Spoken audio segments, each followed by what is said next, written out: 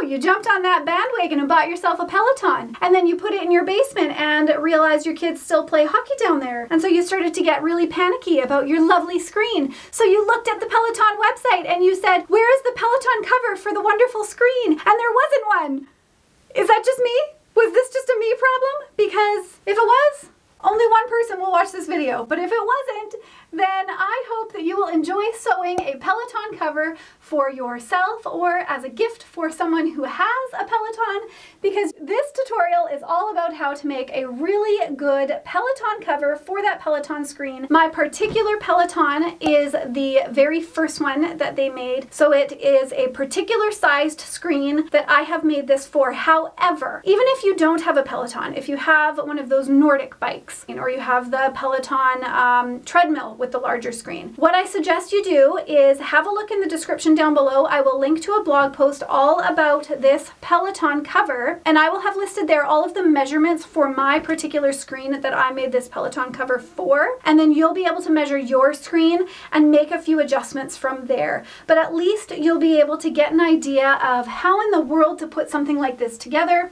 It has 3D corners, which is really helpful. It has the Velcro tabs on the back and straps to hold it in place. I've used batting, so it's a nice, thicker, protective layer for that screen when it's not in use. All right, let's jump into that tutorial.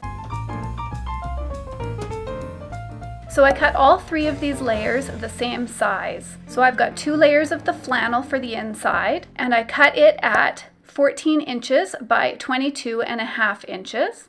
I cut 2 for the outer fabric as well as 2 for the batting. Then I needed 2 pieces of fabric cut for the straps at 2.5 inches by 7 inches. And then I cut strips of fabric all at 2.5 inches in width. I needed to cut strips for the outer fabric, which I chose to be black, for the inner fabric, which was flannel, and then of course for the batting. And I will get into the actual measurements for that later on. You will also need some Velcro. Make sure that you buy the type of Velcro that does not have a sticky backing. I will link to the type of Velcro that I used for this project in the description down below. And now it's time to take 1 layer of each of the pieces of fabric that you chose. So my inner layer is the gray flannel, my outer layer is the red cotton, and then of course the batting for the center. So lay all 3 on top of each other, and then we are going to measure in from the outside 9.5 inches, and then we will place a mark.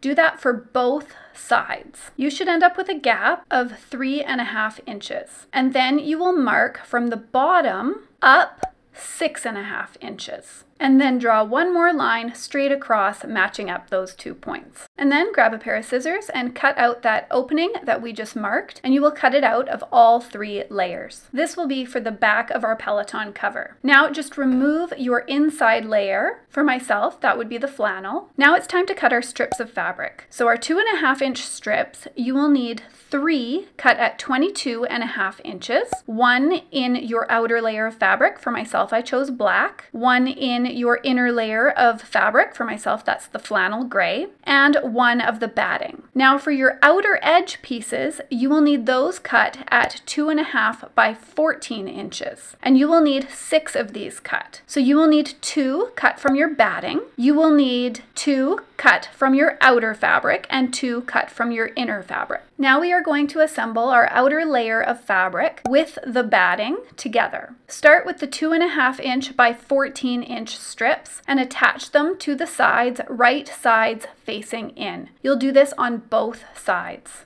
Since we will be using a 1/2 inch seam allowance for most of this project, have a look at those top corners and just measure down a 1/2 of an inch. I like to use my sewing gauge for this part. I find it is a very helpful sewing tool. So if you are interested in that, I will have that linked in the description down below. Then it's time to take it to the sewing machine and sew that 1/2 inch seam all the way down to that marked edge, but do not sew past that marked edge. So as you can see here, I'm starting at the bottom, doing that back stitch, going all the way up to that top marked edge, and I will stop at that marked blue line doing another back stitch. You will do this for both sides. Once those 2 seams have been sewn, then just fold those flaps down and pin them in place.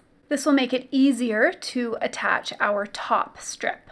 Now take your top strip of fabric, which is 2.5 inches by 22.5 inches. Make sure you have the batting and the outer fabric. Then lay it along the top, right sides facing down, and you will want to mark in 1/2 inch on both sides. As you can see in here, you don't want to do a seam all the way from the end all the way across. It will make it very difficult to attach the two pieces together later. So mark in a 1/2 inch seam, same as what we did for the other strip, and then start your seam a 1/2 inch in, backstitch, sew all the way across, and stop a 1/2 inch before you get to the other end. When you are sewing these seams, you can always double check before you get to the end with your sewing gauge just to make sure that you are stopping at exactly that 1/2 inch point. By doing this, your corners should meet but not be sewn over each other. So as you can see here, I started in at a 1/2 inch, did a backstitch, sewed all the way across, did another backstitch, stopping a 1/2 inch before the outer edge. And here again, you can see that if you open it up, it is not sewn over each other, but it is sewn as close to each other as possible. And now it's time to attach our last two pieces for the outer shell. So you'll unfold that top strip, which is 22.5 inches. You'll take your outer fabric and your batting, and you'll lay it on top of that strip, right sides together, pin across, and then do the same seam that you did on the opposite side of that 22.5 inch strip. So you will mark a 1/2 inch in on both sides, start sewing a 1/2 inch in, sew all the way across, and stop a 1/2 inch in. So this is what that seam will look like when it's done. And now it's time to attach the side pieces together. Again, these seams will be done very similarly. So you'll just take these two pieces of fabric here and you will lay them right sides together again, match up that bottom edge, pin it in place, pin away any of the excess bulk so you don't sew over it by accident, and then mark a 1/2 inch down from the top. You will do this for both sides, pinning them both in place and marking that 1/2 inch measurement. And take this back to the sewing machine, sew both sides at that 1/2 inch seam allowance. One side is actually easier to start at that marking, so I started there with a back stitch and I went all the way down using that 1/2 inch seam allowance. And then the opposite side was easier to start at the bottom. And I did the same thing. I started with a back stitch, went all the way up to my 1/2 inch marking, and ended with a back stitch at that blue line. So essentially what we've done here is we've actually created a 3D corner, but we just need to finish sealing up our 3D corner by opening up our fabric and focusing on one corner at a time. As you can see here, this is where the hole is and it's still open. So we'll pin across that top edge, fold open our fabric into a bit of a triangle here just to get away from all of the excess fabric that could get caught up in our sewing machine needle. As you can see here on the corner, I'm actually just folding down that one red outer edge on both corners to make it easier for me for that final seam to sew all the way across without sewing over too much extra bulk. Then take it to your sewing machine and sew across that edge, closing it in. Start again a 1/2 inch in, right where your last seam ended. Do a little back stitch there, sew across to the other seam that is ended, so a 1/2 inch in again, and end with a back stitch. And this will end up finishing your 3D corner. So as you can see here, I didn't sew over that excess fabric, but I can fold it up now. And of course do this for both corners. This is what your finished corner will look like, and now it is time to cut away any excess bulk. So trim away the corners, making sure not to sew over your sewn seams. And once the corners are clipped, I'll just trim away a little bit of the excess seam there as well, close to the corners, just to make it easier once it turns right side out. And now it is time to do the exact same thing to put our inside layer of fabric together. For myself, it was the gray flannel. Use all of the exact same steps to put all of these pieces together. Once the inner and outer shell have been created, then it's time to turn them right sides out and just point out their corners. To do this, I liked to use a chopstick, but be very careful not to push too hard, because if you push too hard, you'll end up popping out that seam. Now we need to attach these two pieces together. So lay them where the open hole is laying right sides together and start pinning all of the edges together. Make sure when you line your seams up that you also open up the seams as you clip them. It'll make it easier when you sew across those seams. As you do this, this will slowly end up turning the gray piece of fabric, your inner lining, wrong side out. So it'll end up encompassing the outer layer. Then take some pins and mark a 10-inch wide opening on the front side of our cover. Now here, I actually didn't mark a 10-inch wide opening, but please mark it 10 inches wide. That way we will have ample room to attach our straps later on. Then it's time to take it to the sewing machine, starting at one of your pins, doing a back stitch, and sewing a 1/2 inch seam around the entire thing.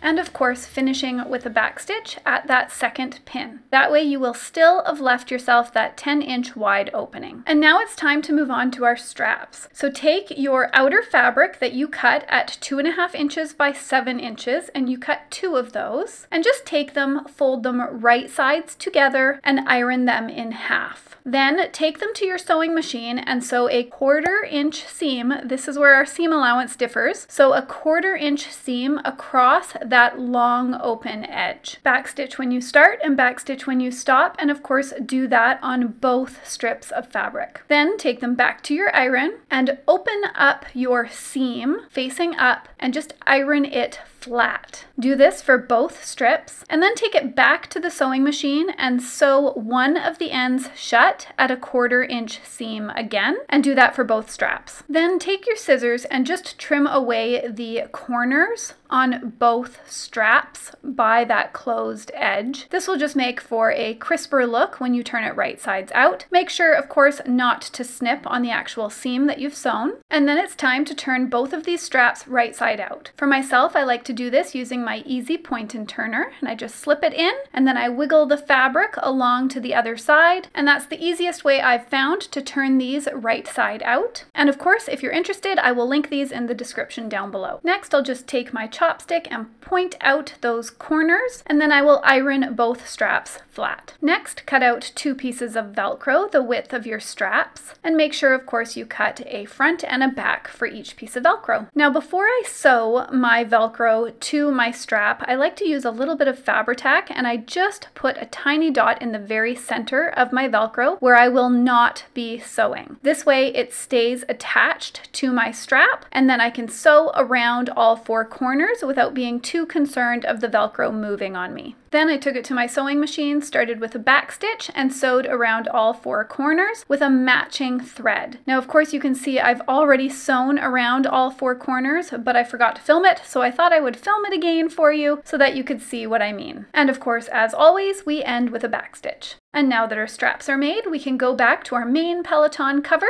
Now, to figure out where we will attach our straps, we will measure from the outer seam in 8 inches and make a mark, and do that on both sides. Then take your straps and slide them in at those 8-inch markings, making sure that the right or top side of that strap is facing the outer fabric. And then it's time to use our handy dandy sewing gauge and measure the outer piece of our straps at 1 inch, making sure they're both sticking out the same amount. That way they will be the exact same length when everything is turned right side out. Then pin them in place and then sew across those straps to secure them in place. So start where your seam ends, go over your strap, but then go back and forth a few times over your strap before ending on the opposite side to secure it in place. This, of course, will still leave an opening between the 2 straps that you will be able to use to turn this entire project right side out. But before we turn this right side out, there's a few things that we just need to clip away. One of them is clipping away the excess excess from the straps we've just attached. And then next, as you can see here, we just want to clip in that corner, and we'll clip on both sides of that corner, making sure not to clip over the seam itself. You'll also just want to clip away some of the excess from these two bottom corners. And lastly, I just clipped a little bit of this excess seam away from the top and side edges of this inner section as well. And now we finally get to turn our entire project right side out. So reach into that opening that we left between the two straps and just start pulling this entire thing right side out. And then grab your chopstick or whatever you have already been using to point out each corner and just reach on in there and tidy up each corner. Then bring it on over to your iron and give it a good press, focusing on those outer edges so that they are nice and crisp. As I go along, I will actually clip all of my edges so that they can cool in place. And of course, focus on that opening, fold those edges in, press them flat, and pin along that open edge. Once you have pinned around the entire outer edge, then it's time to take it to the sewing machine and sew a 1/4 inch seam around the entire outer edge. This will give your project a really nice finished look, and it will also close in that open section. And of course, don't forget to backstitch when you start and stop. And if you want this to have a nice top look, then just extend your stitch length a little bit.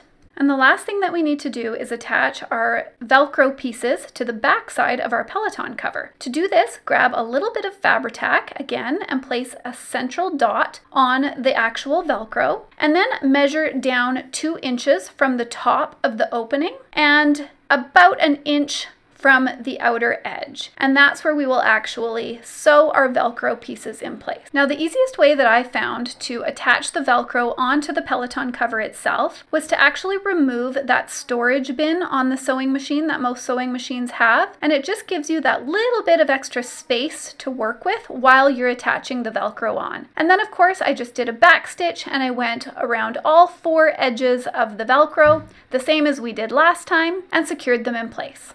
And that, my friends, is everything that you need to know so that you can protect your own Peloton screen as well.